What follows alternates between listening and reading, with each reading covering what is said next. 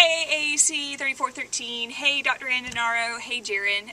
This is Valerie McKee, and this is my leadership philosophy video.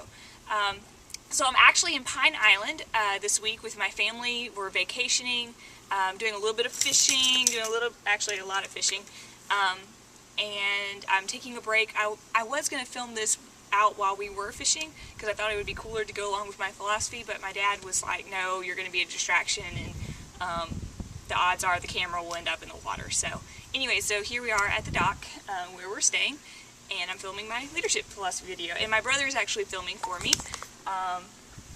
Yep, that's him. And so this is going to be hopefully a little bit easier as far as that goes because I'll be talking to a real person.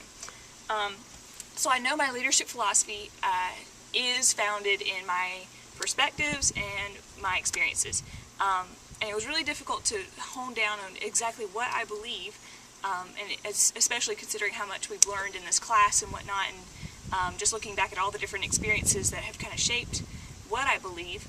But I think the simplest way to explain my philosophy goes back to this book that I read by John C. Maxwell called The 21 Irrefutable Laws of Leadership. And this book I read several years ago, kind of right before I got a lot of my experiences through FFA and through other leadership organizations that really backed up what I learned through that book.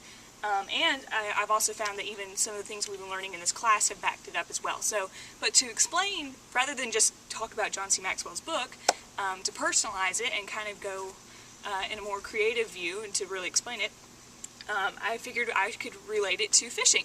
So instead of calling them laws, we're going to call them lures, like a fishing lure, and I'm going to explain what I believe. So, first of all, there's the lure of the fishing school.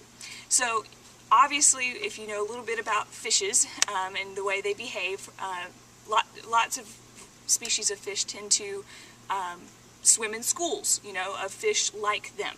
And just like in John C. Maxwell's book, it explains the lure of the fishing school says that who you are is who you will attract, which I think is very important as a leader to realize this, because just like we've been learning, there's a certain element to our authenticity and to how we practice ethics. I believe personally that that's a key indicator as far as who you're going to surround yourself with. If you're being your authentic self, and if you're practicing ethics and your morals, your personal morals, then I believe that those who will be attracted to you, just like in a fishing school, are going to share similar traits and beliefs as well. And I think that's important to keep in mind, just like I said, because otherwise, if you're not being your authentic self, then you're going to be attracting people who aren't necessarily like you. So anyway, so that's the lure of the fishing school. Then you have the lure of the hook, which actually maybe I won't undo this because I might hurt myself. Never mind. The lure of the hook says that you touch a heart before asking for a hand. So just like when you're fishing, fishermen don't just throw well, I guess I will undo this. Nope, I won't, just kidding. Won't throw just a bare hook out into the water to get a fish to jump on it. They're going to put some kind of great bait that's really going to touch the fish's hearts and desires before asking that fish to hook on.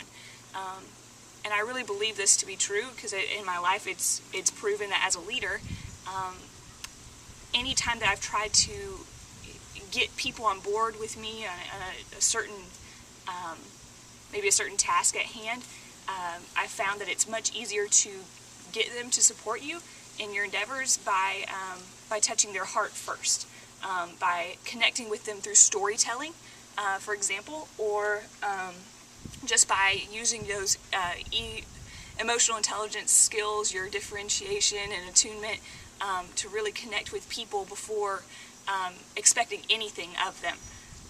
And this, like I said, this really backs up things that I've experienced and believe.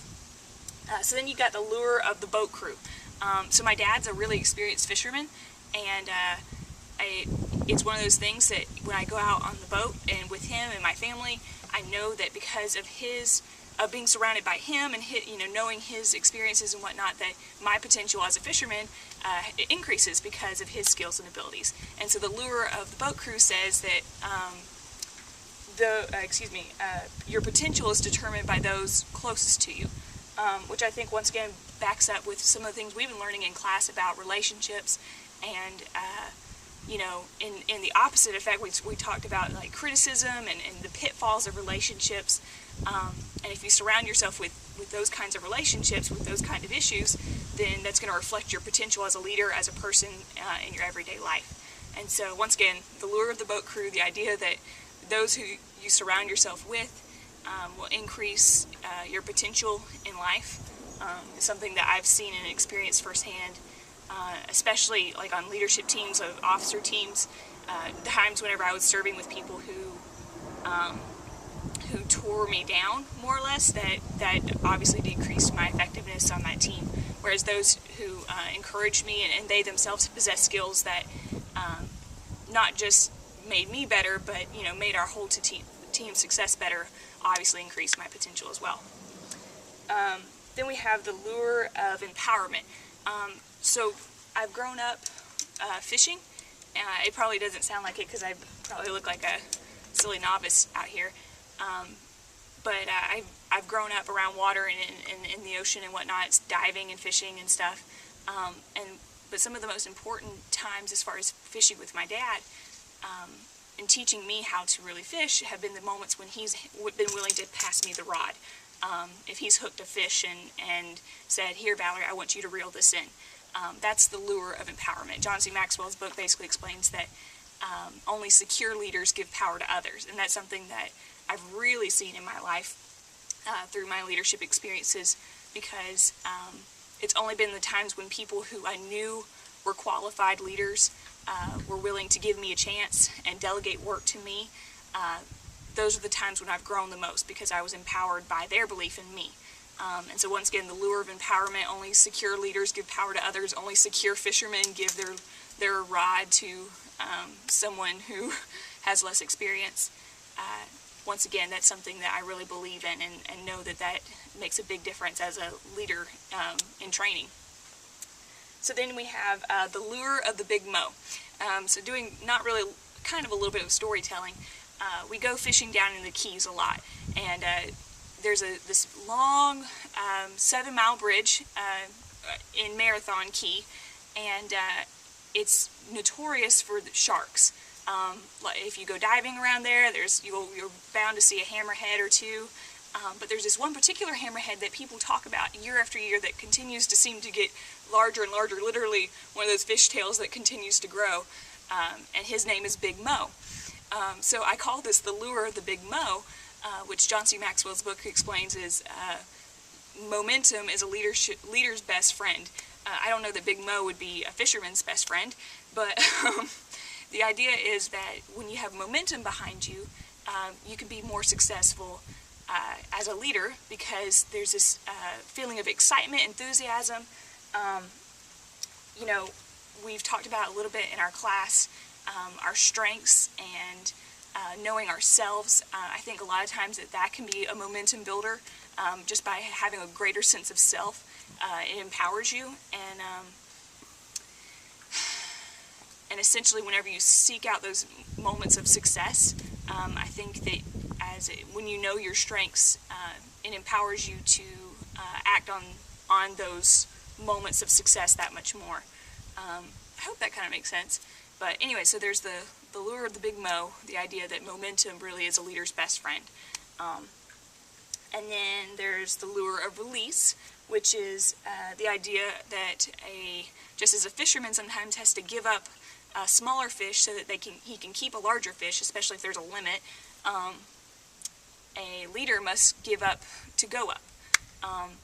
So in my life, I've faced moments where, I was just talking about it today with my parents, where I had to choose different opportunities, different paths that both were good, but what essentially was going to take me farther.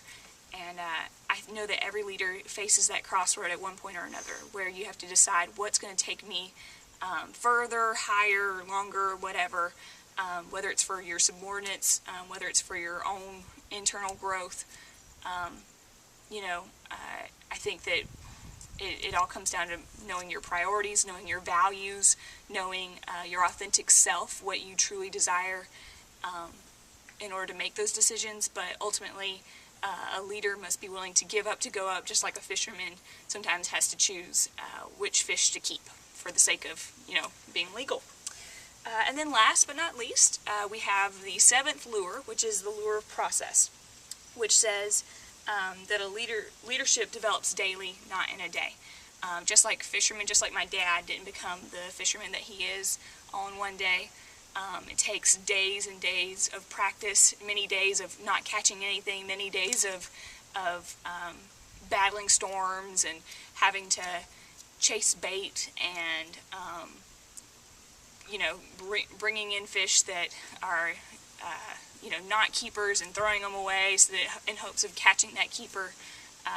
Fishermen's skills develop years and years. It takes watching TV shows and reading magazines. Leaders are the same way. And my dad actually has this phrase that he says, leaders are readers. And I believe that that's true, that as a leader, just like we're learning in our class in interpersonal leadership, it takes a lot of reflection to grow. It takes a lot of knowing oneself, knowing how to interact, knowing your own emotions, your having those EQ skills, knowing how to read other people and work with them in the same way. And it's an ongoing process that doesn't just end after one fishing trip, if you will. So so these are my 7 lures, and this video is probably really long, but it's okay because it kind of, like I said, wraps up, I think, a lot of what I believe about leadership, and it goes back to, like I said, my experiences and a little bit of fun stuff too with the fishing and whatnot. So I hope you enjoyed it, Dr. Indranaro and Jaron and whoever else ends up watching this video. I think the sun's setting, so I think this is a good time to catch you guys later on the flip side. You can end it now.